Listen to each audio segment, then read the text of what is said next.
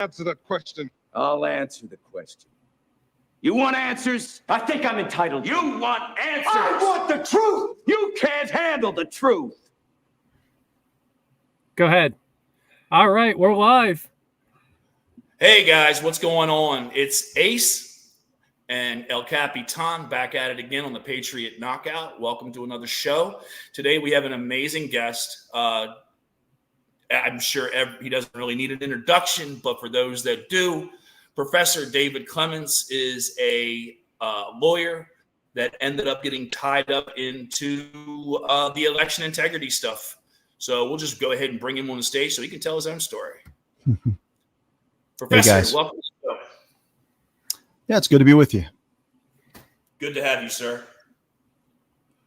Just to jump right into it, I know you and Joe have been covering the Tina Peters case with live coverage on TV and the rest over the last week. I know they are currently in closing arguments. The defense is actually arguing right now. What are your thoughts? What are your thoughts on what's going on and maybe how that case is going to go?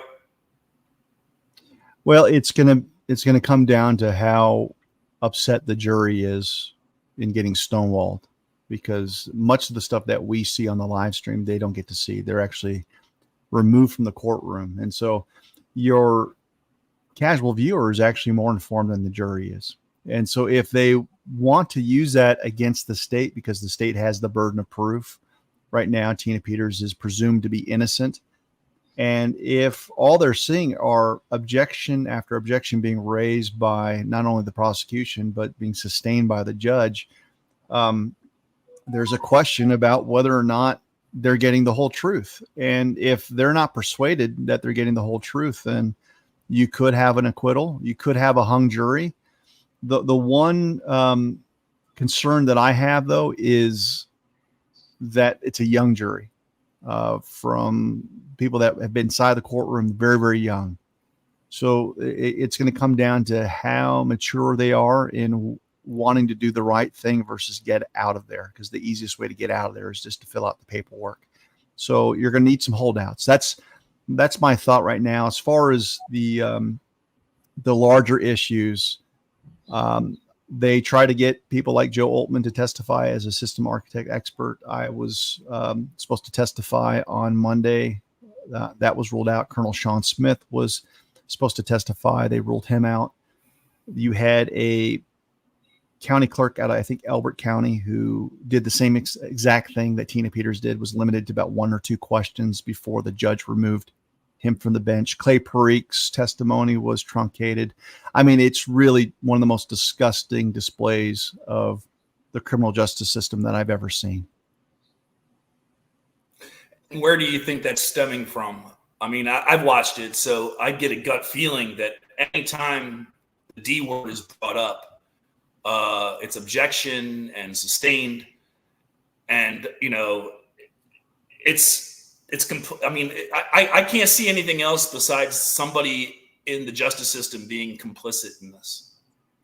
Yeah, well, there's been massive pressure. Judge Barrett has been under the microscope before. He was ripped apart by the Court of Appeals on doing this in another case.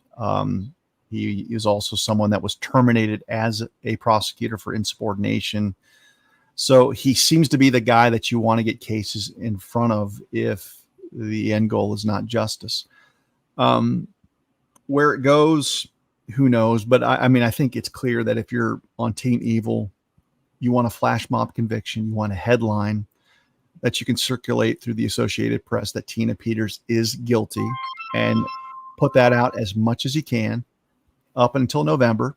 And even if she appeals, this is about having narrative dominance over the next 3 months. And they're going to establish that if the jury loses its nerve. It's no different than what we saw with President Trump and some of the quote unquote fake elector schemes in some other places. So it's hard to feel really good about what we've seen. People with discernment know this trial is a sham trial, and you just hope that jurors are seeing through it. Andrew, you got a question for the professor? So I obviously there's people that are still new to the awakening. They're learning about the your movie, Let My People Go. Was able to enjoy your documentary, and what I loved about it is how you systematically went step by step to explain at each different level how the process is happening. And I got it right here. I got my little sticker on my wallet here from where I went to Palm Beach County. I lived in Palm Beach County for about 6 years and went to the tabulation center and got to see, it's a lot of people haven't yet got out of their chair and haven't yet gone and seen with their own eyes. But I went and saw with my own eyes, and it's like, okay, they've got 20% where you can see up front. They got 80% hidden in the back. They got one rent-a-cop standing out back. The level of security, I served 8 years in the military. I've worked with a bunch of different security companies, and it's like the level of security is very low. Mm-hmm. And the importance is extremely high.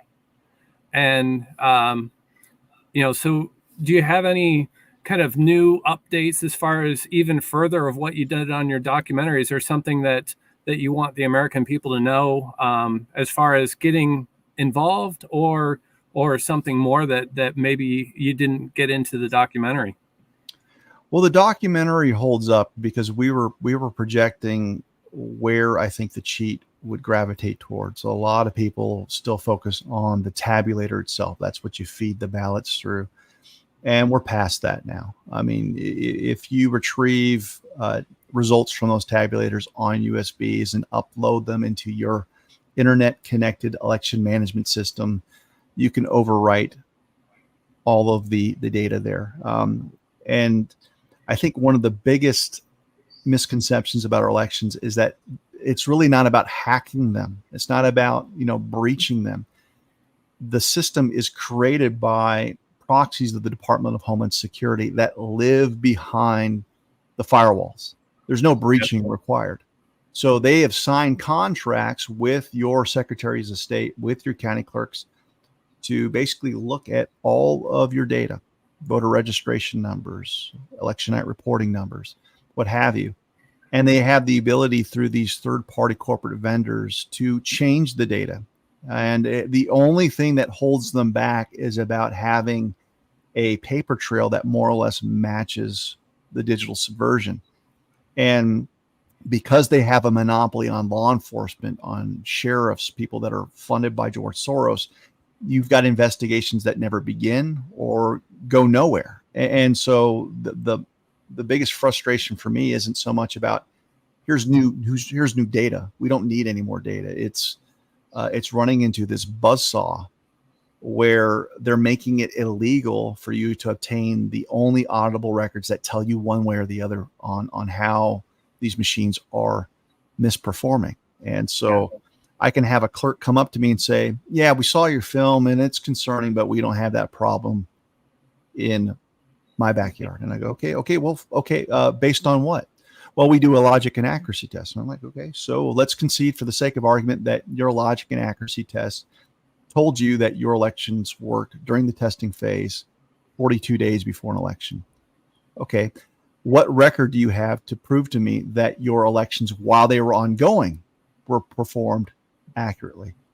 And then they never have an answer to that. And I have to provide it for them. Like, there is a record. It's called a cast vote record summary. Have you looked at it? No. So the answer to their gaslighting is a response like, you don't know. You have no freaking clue on whether or not you've got accurate elections. And I'm telling you, the record you can look at right now to shut me up. And none of them even have the remotest curiosity, because the specter, the proposition that they're overseeing something that is completely defective, they're scared to death of. Yeah. Now, are they scared to death of releasing the information, or are they scared to death of losing their job?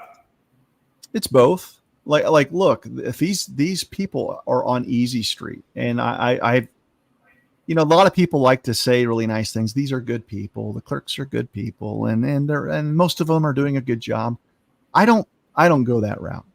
I just look, they don't even run their own elections. These are the easiest jobs. It's like an episode of Seinfeld where you have George Costanza who's figured out all he's got to do is look busy and frustrated, like you're bothering him, and then all of a sudden people think he's competent.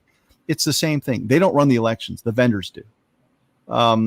They are full-time purveyors of talking points, and those talking points are prepared and provided to them by the vendors. So the idea of talking to them about using paper ballots, what do they say? It's impossible. We're already so overwhelmed. There's no way we can do it. It's like they're when they talk, it's like they've done double shifts at the coal mine. I mean, and when you realize it, the whole election apparatus is being performed by people pushing buttons. And when you ask them about what's going on with the machines, what do? They roll out the vendor to come out and give you the same talking points. So I think it's a good gig. It's a good paying gig.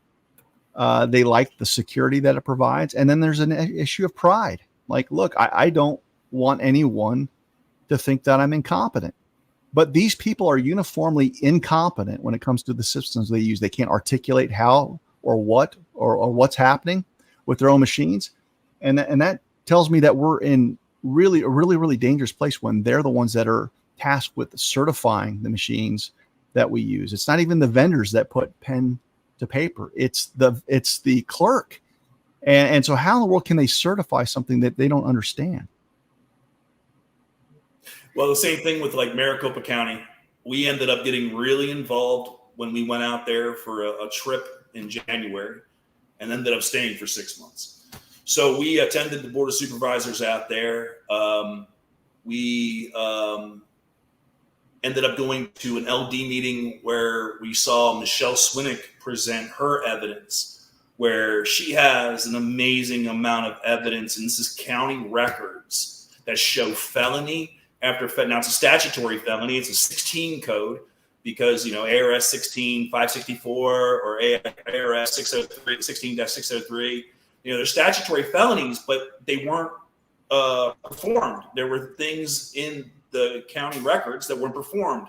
There was a specific line that said misread ballots. Well, there was a lovely young lady, and I actually met the woman that did it.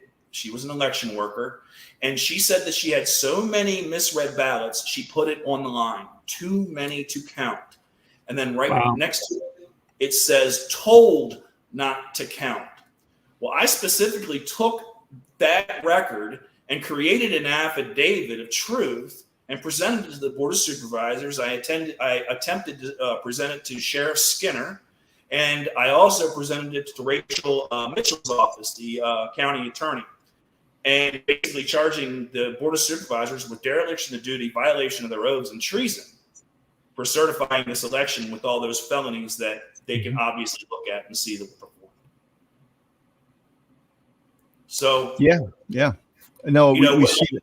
They don't listen to anything. You just had the Board of Supervisors put on notice. I do believe it was the last Board of Supervisors meeting. Now, we're not in Arizona anymore, but I do catch the lives. And they were given, good Lord, they were put on notice for cease and desist. That's what it is. A cease and desist for the machines, that the machines have nobody that can legally certify those machines. And to use them and to reinstate the Dominion contract is also in violation of their oaths. And that's why they were presented with that cease and desist. But once again, you're beating your head against the wall because they're not going to listen. Every agenda item they pass with fiat. There's never been a tabling of an agenda item that I've ever heard. It's always I. And it's money laundering. We're watching money laundering go on right in front of our eyes. The lawyers make the deals before it ever goes up to vote, and then it just gets passed with fiat. So we're in the same situation. I mean, except for maybe Virginia. Virginia is about the only state, and I can't believe the governor did that. No, they're in the same exact place. Don't even get lulled in the sense that Virginia's got it figured out. They're using paper ballots, right? But they were already using paper ballots. They're going to run those. They're going to run them through the tabulators. It's like that's already on the books. Okay. according to their own laws, Arizona laws, Florida's laws, New Mexico laws, the tabulators are supposed to be closed systems. So Glenn Youngkin offered nothing other than what the black and white letter of the law says. The problem is that we have found tabulator after tabulator that are not closed systems, that they are networked, that they have the ability through chip modems to be, so it's a question of enforceability. So it looks good, but everyone, because Trump retruthed that, was like celebrating that somehow this was a major victory in Virginia. Look at Virginia's closed. Look at HAVA. The law requires the tabulators not be connected to the internet. So he was just articulating something that was already on the books, and everyone's saying, yay, they're using paper ballots. They use paper ballots in Georgia. They use them everywhere. The only state that really doesn't use paper ballots is Louisiana. Some form of paper is going to go through a tabulator, but so it doesn't really address the real question. The real question is, how are fake ballots being created, manufactured, and then submitted through those systems? And for whatever reason, the real experts, there's a huge wall between us and the election integrity people in Virginia, Trump's team. It appears to be by design. It's frustrating to no end.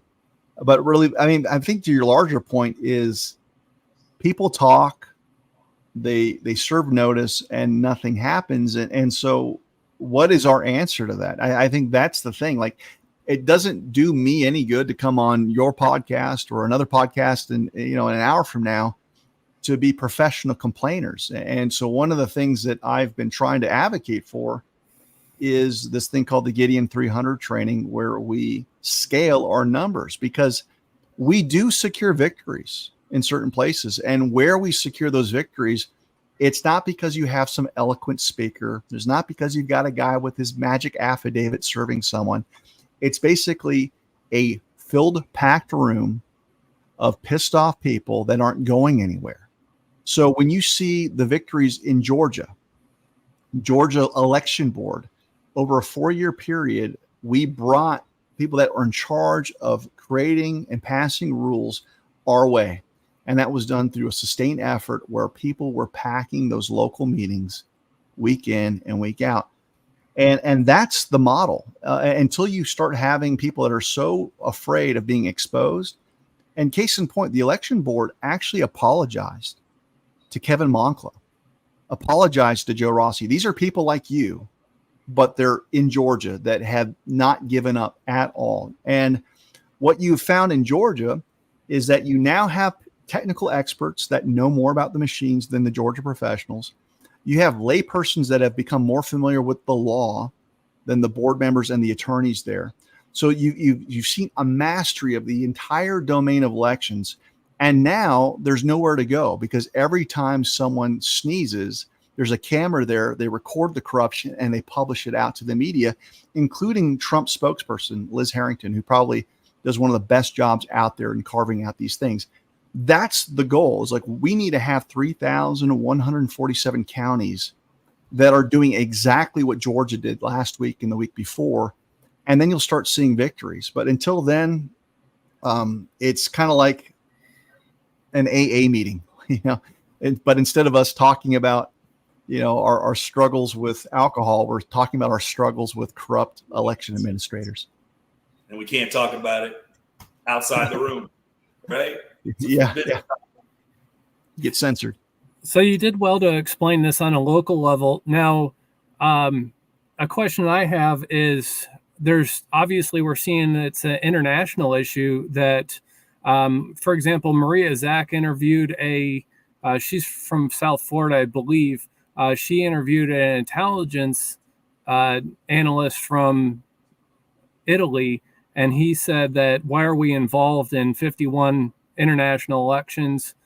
So Leonardo satellites, German servers. Yeah. I mean, is there anything? I don't buy it. I mean, look, I saw Maria put that out there right when 2020 wrapped up. That was December, January. And the problem is there's just no way to validate it. Sure. And number one. Number two, I actually think it's a misdirection. So I'd be happy to debate with Maria on this. But just like I don't buy that, China's beaming in and hacking our machines, which is the stuff that was put out there. I think otherwise good people have been fed bad information, and it's to create a boogeyman that doesn't exist. The boogeyman is the Department of Homeland Security. Okay. It's not China. It's not Italian terrorist. It's basically our own government, and we can prove this. We've got the receipts for this. The DHS has partnered with the Center for Internet Security, CIS. It's a private organization. If you look at who funds and is the brain trust behind that, you're looking at the Atlantic Council. The Atlantic Council goes back years and years and years. They basically are the think tank for NATO. They build political consensus, and they've been using these Smartmatic designs, these machines overseas for regime change for 30 years. Well, that same entity, the Atlantic Council Brain Trust, Democracy Fund, which funds them, and another entity called the Turnout, which is, I think, their activism arm, started setting their sights on U.S. elections. And so when you understand this, you don't need a satellite to do anything. In fact, it doesn't make any sense to have things beaming over to Europe and having it beam back through a satellite into America. All of the architecture to screw the American voter exists in-house. So when you look at FirstNet, you got all of these cellular connections everywhere where you got chip modems that are attached to the e-poll books that we use. That's stateside. That's in America. You look at the Albert Sensors agreements that every state has entered into, where by contract, the Center for Internet Security gets to basically look at all of your election data real time behind precinct firewalls. At this point, you don't need a hack. All you do is you have a government that hates you, that flips the switch, and they partnered with NGOs that are having ballot filling parties in their dining rooms. We saw a video that surfaced in Michigan where we're catching them. They actually will show up to residences, fill out ballots while they're having their little pizza party, and they start stuffing the drop boxes based on the metrics provided by that integrated software that was put there by the DHS. And then you've got more elegant versions, like in Arizona, where you've got vendors like Runbeck that you don't even have to fill out the ballots. You can just print them in mass by hundreds of thousands and start stuffing ballot boxes that way, or perhaps just bring them in a back room where no one's around to observe it. So it's like there's so much bad information out there. And again, I would completely be open to a conversation with Marie Zach. But the other thing about that Leonardo Spa satellite story was that you don't even have an affidavit from the person. You have an affidavit filled out by the attorney. And so you've got a problem here, because every affidavit that you look at least in the American system, is supposed to be based on personal knowledge. So when you do an affidavit through hearsay of what someone else saw and did, it's not really a legally enforceable affidavit. So hate to break that to your viewers, but it's not a sound affidavit, at least in an American court system. Well, I mean, where do you see this? Where do you see us going with this? I mean, how is your movie doing? How are your analytics with Let My People Go? Are people getting the message? Are they? I know you put it out for free now, so anybody can go to your Rumble channel and watch it for free. How's it doing? It's hard to say, because we gave it away. So, I mean, you go on Rumble, if you put in Let My People Go documentary, you probably have 100+ influencers that have uploaded the film in its entirety. And when you start adding up what Gateway Pundit put up, or His Glory, or SG Anon, I mean, there's so many people, Discern TV. There's been millions of views that we can track just on Rumble alone. On the other ones like BitChute, I don't know what the total reach is, but you also have to keep in mind that a lot of people watch these in group settings. And so I've gone, and watched it in theaters with 200+ people. So my rough estimate has probably been seen anywhere from 15 to 20 million people. So not a small number. The impact is, I think, apparent, because now people are having high-level conversations that it's much harder to deceive people and gaslight them, because the film really gives you at least a coherent surface level understanding of all the things that you need to look for and see how your state aligns with what you see in Let My People Go. And for the most part, every state uses electronic poll books. For the most part, every state uses a tabulator. Well, actually, every state uses a tabulator, whether it's ES&S, HART, Dominion. Every state has an integrated software. Every state uses FirstNet. Every state uses Albert sensors. So the coverage really does fit. And it's just a matter of, can you keep track of all of the different vendors that are trying to confuse you into thinking that we've got like this free market of competitors? Like when you understand that you can have 4 different tabulator vendors, but the software design is the same for all of them, then it doesn't matter if we're talking about ES&S or Dominion. Likewise, you've got different integrated software packages like VR systems, NoInk, BPro, Electionware, Score. They all functionally do the same thing. And so I think part of the Team Evil strategy is to confuse you into thinking that you've got these decentralized competitors that are all trying to get in there to get a contract. And I don't think that's the case at all. I think you've got intelligence agencies that have created these vendors as shell companies, and they're all running the same corrupt, rigged scheme, no matter where you live. That's the illusion of choice. They resolve all the options so that way the option is still the same for them. Yeah, if the heat is too hot for Dominion, then ES&S shows up like, well, Dominion, should have done a better job in your jurisdiction, but we're ES&S and we're here to help. And if it's not ES&S, it's HART. And it allows them to kind of rotate in something that has the same vulnerability. So I to your question, what do we do?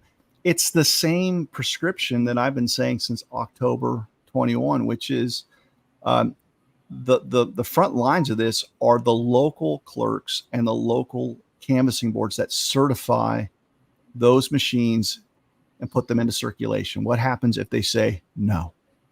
The canvassing board that certifies the county results. What happens if they say, I can't certify this? Because at that point, it doesn't matter what a judge says. It doesn't matter what a prosecutor says. It doesn't matter what the GOP says. They're on the hook. No one else is on the hook when they sign that piece of paper saying, I'm going to put this defective product into circulation and run your ballots through it. What happens if they say no? Now, the response is they're going to get threatened, right? They're going to be, threatened by, corrupt AGs, but that doesn't absolve them of their responsibility under the law to not certify something that isn't trustworthy. And so what you need is kind of a 3,147 person giant FU that you can't foist on us defective products. I don't care what the law says, because as soon as you've got a code that protects fraudulent processes, the code isn't worth the writing or the text that you're looking at. And any area that you look at, whether it's contract law, plea deals, people intuitively understand that if fraud enters in the equation, you don't get to hide behind the law. The law actually gets vitiated, it gets destroyed as soon as some type of artifice enters into the equation. And one of the examples that I give people is, let's say that, Ace, you want to sell me your house and I want to buy it. And you draw up an 8-page real estate contract. And while you're not looking, I take out page 8 and I change it with something that looks identical to it. Same font, except for some of the terms are slightly adjusted. And later on, you look at the document, you're going, man, I prepared this. I know for a fact I didn't have these terms here, but yet here it is in black and white. And you call me up and you say, you son of a gun, you tried to pull one over on me, didn't you? Well, I caught you. Well, today's your lucky day, because I still want to sell the house. I want to get out of where I'm at.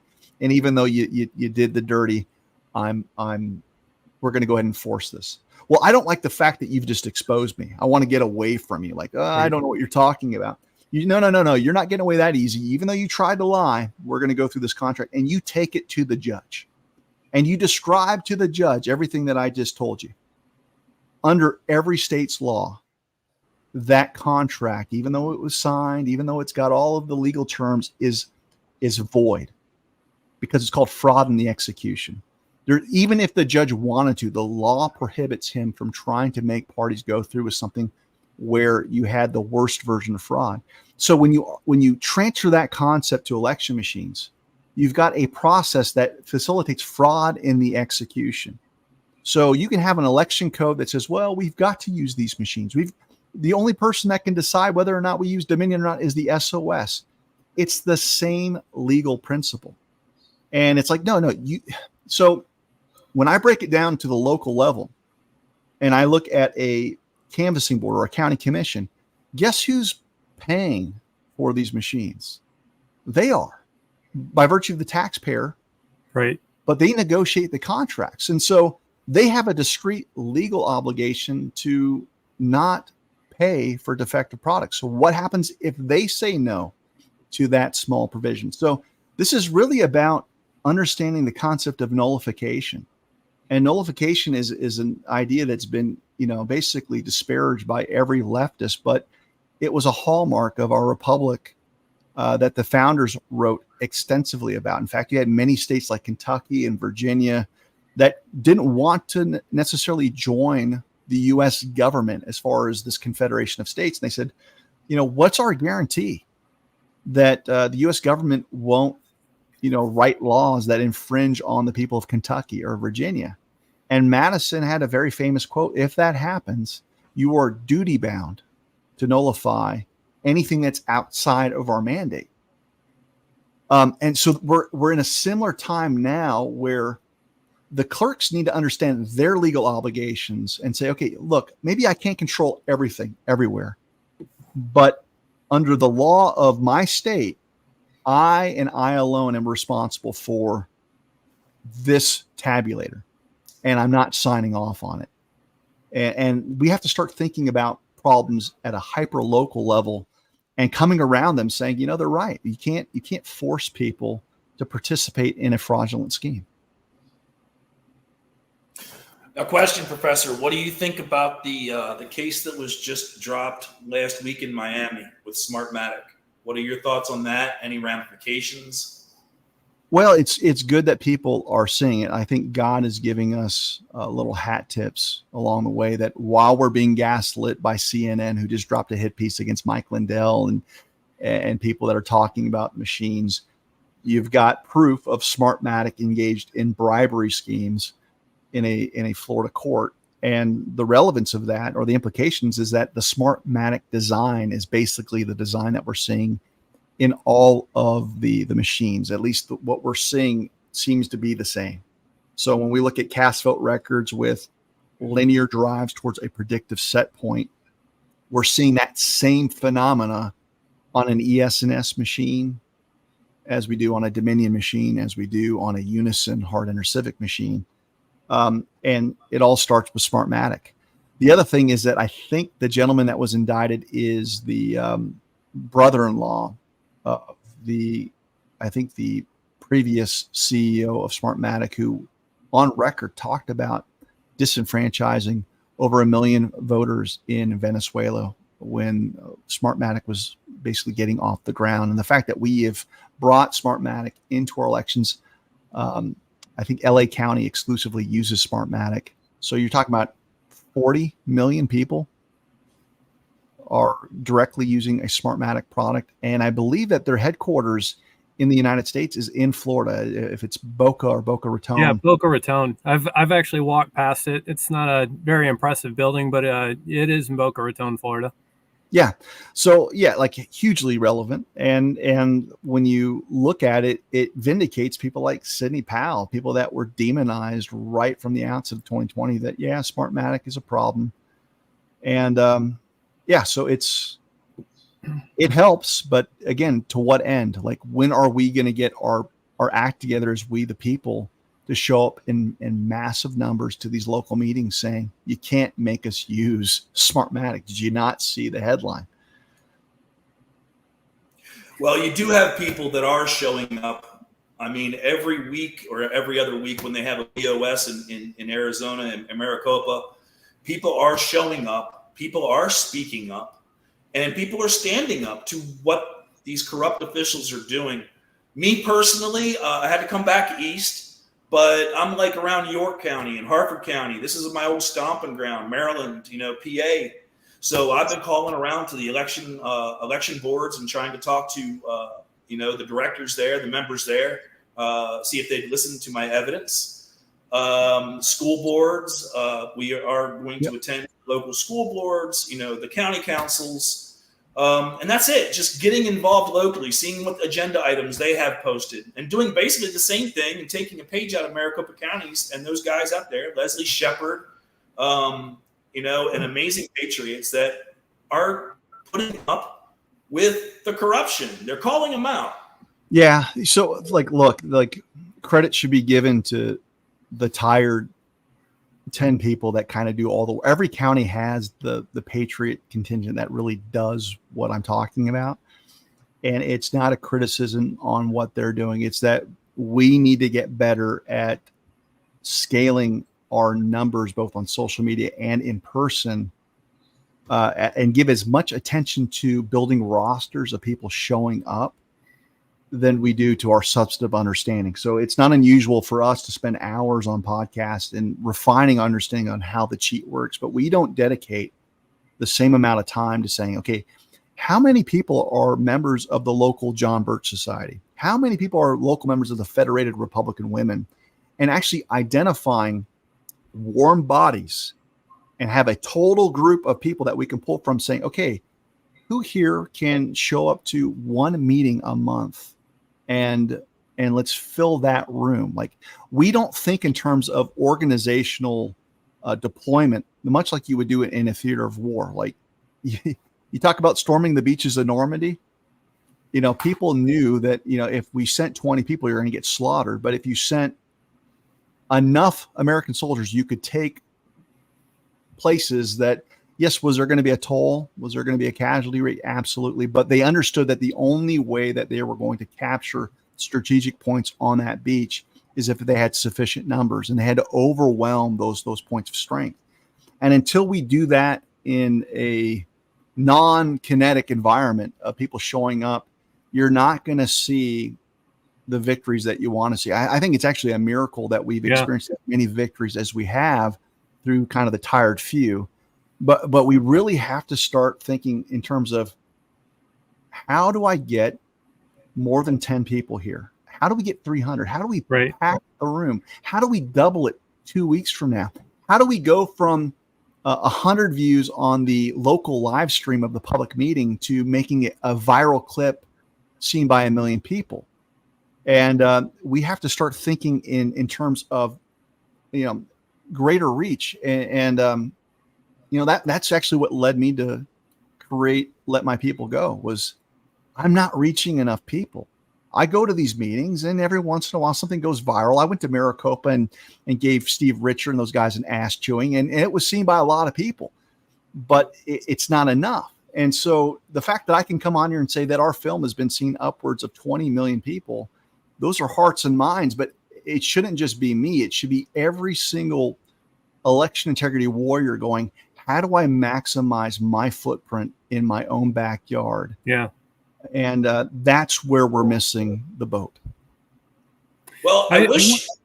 One second, Andrew. I wish he was able to appear, but he said he might not have been able to. Lewis Hearns from Screw Big Gov was supposed to pop on today. Andrew's actually going on the Unity tour with Bruce Poppy, going to be driving Esther around. And, Lewis just released his Freedom in Action app. It's a free app. It's available on the Play Store and Apple Store now. And I think it's kind of geared to exactly what you're talking about, David, Professor, is getting people locally involved and being able to put out a call for action and get the groups of 200, 300, 500 people to show up where they need to show up. Yeah, look, and I don't care who does it. I mean, I like the Georgia election board thing. It's very Gideon 300 like, but I'm not responsible for that. I've done trainings in Georgia. The fact that people can take what they want and what they like and integrate it into something that works for them is it's amazing. And so I think one of the things that we struggle with is that we have a lot of people that want to be generals in this movement. Like, if we could just centralize and get everyone on the same email list, then we can defeat them. And well, that's, I guess, okay to dream about. It will never happen. Right. It will never happen. And so it was actually in the founding era that our revolutionary soldiers understood the power of guerrilla warfare. That decentralization allows you to be much more nimble. So as long as you've got 100 or 1,000 patriot groups that are more or less going in the same direction, maybe with their own wrinkles, I'm all for it. So you've got precinct strategy guys, and I'm like, go for it. You've got people that are in different camps all over the place. And while I don't agree with everything, as long as they are capturing the drama of we the people against these tyrants, then it's like yes and amen. So Absolutely. if people, those of us that are leading the charge, most likely we're inspired to the pursuit of truth, the pursuit of justice, the life, liberty, and pursuit of happiness. So those of us that are inspired, for those that are still sitting on the couch, how much pain, because, it's like, okay, 9/11, I was a travel agent. I was put out of work for, a job that I loved. 10 days later, I'm out of work. Global financial crisis. I grew up in Michigan and I saw the auto industry devastated. And then, I was a rideshare driver in South Florida and I was put out of work when the lockdowns happened. And so it was 3 times in my life that I've been shut down and I felt the pain. And so now I've also served in the military. I served for 8 years as a reservist and went to Afghanistan, came back. And, it's like, well, if we're not inspired, how much pain do we have to have? And fortunately, I had those 3 data points that all lined up. And I'm like, well, that hurt bad enough that in March of 2020, I started asking questions. I started meeting whistleblowers within 7 months. And I started, it's like, okay, well, so most people just don't realize that if we kick the can down the road, there's not going to be an America left.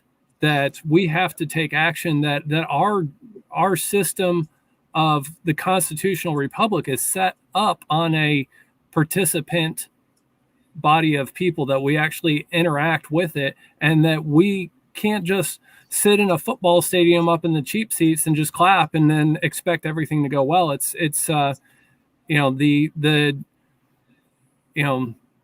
come to a time that people need to take action. I hear you on that. So I echo what you're saying, is that That's exactly it. the American piss level, there's a Telegram or a Twitter that I follow, and the guy's got an API.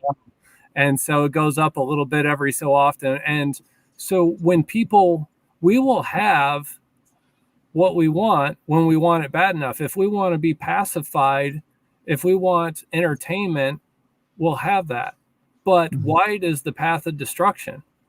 Narrow is the way. And so we have to ask, seek, and knock. And we have to, like, a lot of people are afraid to ask tough questions. A lot of people, it's like on this journey, I've gotten it wrong 1,000 times and somebody corrected me. So then I refined, so one, people have to realize that there's an iron sharpening iron process, and we're all going to have to go through this sharpening process. And then if we can all get on the same voice to say, hey, we come down to fewer things. Okay, we don't want outside control. We don't want illegal immigration to overrun us. We don't want any kind of trafficking. And most importantly, we want to have integrity when it comes to our elections. If we narrow it down to fewer things that we want, we will be able to have a louder voice. And, the military can't do it all. The military is only a few million people, and they have to, going back to the citizen, it is our job to get involved. And I've learned so much through the process. At first it's scary to have 2 to 3 minutes to speak, and then it gets a little bit easier. So, but obviously with numbers, it's, when we had 10 deep in Palm Beach County, or we had 12 deep, and we're all taking our turn to speak, and we're having, celebrate small victories and rally around one another, encourage one another. And one of the things that's a struggle with the Patriot movement is realize there's the right hand and the left hand, and they may be opposite of one another, but they can work together. So but I think a lot of times we struggle in. I want to clarify that real fast. I just want to say that if we look at another Patriot that has similar commonality, but they're, it's like it's easier to pick up a box with two hands. We may not agree with everybody on everything, but at the same time, there's no perfect partner out there. There's no perfect fellow citizen to join arms with. We have to lock arms with the people that are running the same direction, and we don't need to fix them and they don't need to fix us. We need to work together. I agree with that up to a point. Okay. The only pushback that I give you is that if you believe that 2020 was rigged and was an intelligence-backed psyop, then you have to have a category for people that will look like you, sound like you, but they're sent in strategically to undermine your goals. And so that's been one of the biggest, problems, is that everyone calls for unity, and there's enough tape out there we can say, I think we're more or less going the same direction, but sometimes you have inexplicable lapses in judgment. And it seems like if they happen over and over and over again for certain people, you might want to say, okay, I got to call this out. And that's been a struggle with me, is there's a fine line between grace and then accountability. Yeah. And there was a good year where I was probably one of the most toxic, controversial people in this movement, because I dared ask questions to General Flynn and to Patrick Byrne and to Jovan Pulitzer. And I don't apologize for that, because there were things that were being perpetuated that weren't factually supportable. Yeah. And you could see the reaction. Instead of saying, that's actually a question worth asking. Okay. Why are we, saying X, Y, and Z? Why are we, so quick to support Charlie Kirk and Scott Pressler and a lot of the conservative ink types that are giving us prescriptions that always get our attention away from the election machines? And so, so it's like, Charlie Kirk was one of the biggest ones that never called out in fact, he said, we don't have any problems with the machines. Well, yeah. So that's what I'm saying. It's like, and if you throw out a critique, it's not personal. You'll get 1 million Scott Pressler people saying, how dare you let him do his own thing. He's out there registering people.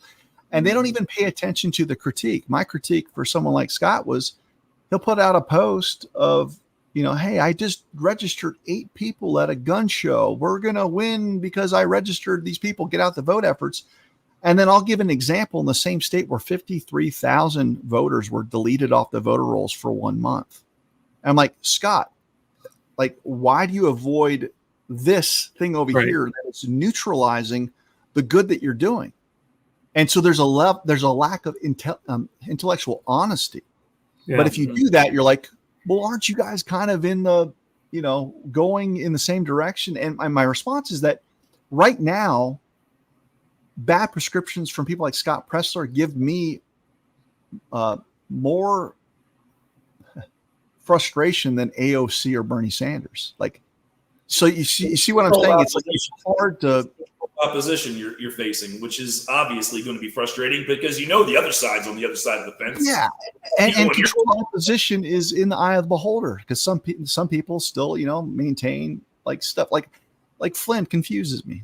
There's things where I go, that's great. He gave a shout out to the film. He came up to me and shook my hand last year, and I'm like, okay, maybe I don't have this guy figured out. But then he'll do a response to an Elon Musk tweet last week, where he says that the machines are fine if you've got the right people behind them. And I'm like, no, that's wrong. It's like, it comes back to the Lord of the Rings Ring of Power thing, where Boromir and them think, the Ring of Power, if we use it, because I'm wise and strong enough, it's fine. And now everyone like myself, who's ugly looking hobbit, we're like, no one can have that power. And so you would think that after 4 years of us advocating to get rid of the machines, that you wouldn't have that statement being made by one of the leaders of the conservative movement. So again, it's grace and accountability. Like, Yeah. is there a justifiable reason why he said that? Perhaps, but it's annoying that Yeah. we don't have people in lockstep saying, get rid of these rigged machines.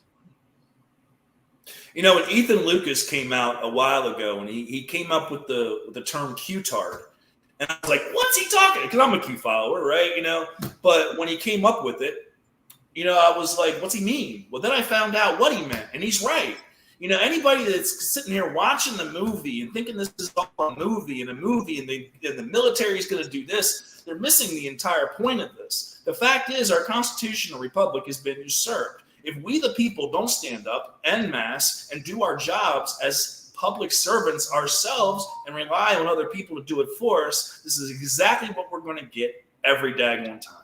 Well, you actually hit something that's being talked about a lot right now, because the Hodge twins put out, you know, a criticism towards the Q community. And I think like Joe Rambo and, you know, some of the Q followers, John Harold of Devolution, push back. And, you know, it's one of those things where I personally am, I think Q's real. I think you'd be a fool to not say it's not real. Whether it's white hat or black hat control, you know, it depends on the day, because there's certain proofs that you're sitting there going, okay, this is crazy. I mean, I've seen the deltas, and so the way that I address that in a way to not antagonize Q people is that I hope to God the military's got something, but I live my life as if they will do nothing. Right. And that way you neutralize the one concern, which is a lot of people have equated Q to Operation Trust, which was a psyop that created limited hangout after limited hangout where people were constantly consuming and researching down the rabbit hole, but not going outside and confronting the communists that were taking over the country. And it's a mixed bag. There's definitely Q people that are in the trenches outside, but I don't think it's unfair to remind Q people from time to time that, you know, if all you're doing is spending your bandwidth on social media comments, that perhaps there's more you can do. And I think that applies to all of us. Like we all kind of struggle with passivity. I don't care what community that you're part in. And so they shouldn't get a pass. John Harold's people shouldn't get a pass. It's like, yeah, you guys are deconstructing things in a way that it's amazing, and it provides hope and encouragement, because, you know, there are days where you read a post like, man, if this is true, then we're not alone. And Yeah. that's great. But you can't stay there. You have to kind of look at this whole thing like, we as civilians are going to solve this problem. And that's the whole point of Q. Last time I checked was this military civilian alliance. Well, none of us are getting phone calls from President Trump saying, do this and do that, and we'll have it all worked out. You're basically on autopilot anyway. So just remove the military stuff. I mean, if it gives you edification and encouragement, great. But when you go out there and advocate, really the goal should be, you guys need to take over your own backyard, your local community, and just leave it there. Yeah. Yeah, I don't think people know what the heck to do with our constitutional republic if it was just handed back to us 4 years ago. Everybody we weren't ready for it. This process to learn what the heck to do, right? Can you imagine if Trump would have grabbed all the machines and like, we wouldn't have been ready for the handoff. We would have been like, what do you mean? Like right now we're actually ready to take over elections. We got people that are ready to count ballots and ready to do the right thing. 4 years ago, we were not ready to do that. I agree wholeheartedly, sir. Hey, on a personal note, how is everything going with your cabin and everything that happened there with your fire? I'm not sure if everybody knew about that. It's burned to a crisp. The prettiest part of Ruidoso is now the ugliest part, and that's where I had a place. And we're working it out, going back and forth with the insurance companies. You know, I'm accused of being election denying conspiracy theorist because of elections and my stance. Like, I don't know how much time we have for a different conspiracy theory, but what we saw in Ruidoso was very reminiscent of what we saw in Lahaina and Maui and Paradise, California. And I believe it's government created arson. I'll just leave it at that. And so we're still investigating, but I see this as there are efforts to burn people out in ways that don't make any sense, where your restaurants and industries still survive and all the homes right around them, people are losing their homes. And then magically, people are ready to gobble up that land, cents on the dollar. And so giant displacement of beautiful real estate, and we got caught up in it. And so, yeah, we're doing okay, all things considered, but I'm still focused on November, and then I'll get around to the cabin when we win. What's your thoughts on November 5th? Are we going to have an actual election, or do you think our side or their side is going to pause? I think both sides are going to pull out all the stops. I think that the fraud will be much more visible because we know what to look for. So those spikes and things coming down, being told to stop counting, it won't be so bizarre for the uninitiated. All of us will say they're doing it again. I don't know. I guess the way that I focus is that there's no statute of limitations to do the right thing. There's only one correct way to pour a foundation. And all of my effort is trying to get people to focus. Like, look, whether or not we have chaos in November, at some point we have to have faith that we're going to need free and fair elections at some point. So let's do the work. And so if you've got a black swan event, I don't know what to do with that. Like, I can't advise people on, if you have an EMP strike, I'm useless. All I can say is that I know what a sound election would look like. Let's work towards that. And then based on the rigged architecture, there are better choices to make in a rigged system. So in other words, okay, maybe we don't get rid of the machines everywhere between now and November. But you've got two disparate talking points on one group saying vote early, embrace mail-in ballots, the machines aren't a problem. And you've got my camp, which is vote on election day, preferably later in the day. If you get a mail-in ballot, march it in person. And those are better choices than the alternative for a reason, because if you do things on election day, you're actually bringing all of the fraud to the surface for everyone to see. And if you embrace the talking points of early voting, embracing mail-in ballots, you actually are feeding greater numbers of fraud, but you can't see it. And that's by design. And so I would rather things be out in the open. And so out of two terrible choices, or, because you're stuck with the same architecture, do things that upset the deep state. What's you said a sound election? What's the most simple way that you could create a sound election? What does that look like? It looks like going back further in time, and the further back you can go, the better it is. So think of things in the 90s. The 90s were more secure than the 2000s. The 80s were more secure than the 90s. The 70s were more secure. You go back to like 1914. And so the vision is we've got open systems everywhere. How do we get back to closed system architecture? I think the easiest ask right now is to get rid of the electronic poll books and go back to paper poll books, because just a few years ago, everyone was using paper. It was a new iteration in setting this up for 2020. Most clerks remember it wasn't a big deal to have someone sign a paper poll book, but that is such a huge benefit to putting blinders on mules that can't get accurate tallies of how many people they need to get ballots for, to stuff in drop boxes. We used closed system tabulation that didn't require a machine. There's no reason why we can't use tally sheets just to get rough estimates of numbers. And then election night reporting was historically done locally by the clerk, putting the tabulation tapes on, the wall for everyone to see. So CNN could not prematurely call races, or Fox couldn't prematurely call races. And then basically you're up against, there's a fight you're not going to win there. Because once they say it out loud, the consensus is don't disturb the results. You're a terrorist. So closed systems all the way across the board. I agree. Well, Professor, I don't want to, we're right at an hour, so I think it's a great time to wrap up. I really appreciate you coming on. Hey, Andrew, would you mind taking us out in prayer? Sure. Heavenly Father, thank you for this day. Thank you for preserving us a nation to this point, and help us to be brave and courageous and to take action, to come together as patriots, to have a unified voice for the things that matter, for focusing in on the smaller things that have to be solved first. And thank you for David pointing that out to us.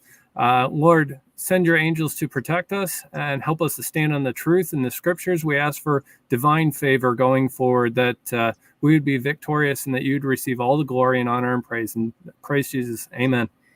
Amen. Thank you, guys. God bless. God bless. Thank you. Thank you, Professor. You have an amazing day, sir. Take care. All right, brother. I guess we'll wrap another show up. Once again, I appreciate you, Andrew. And I guess we'll see everybody on the next show. All right. Have a great day. You too, man.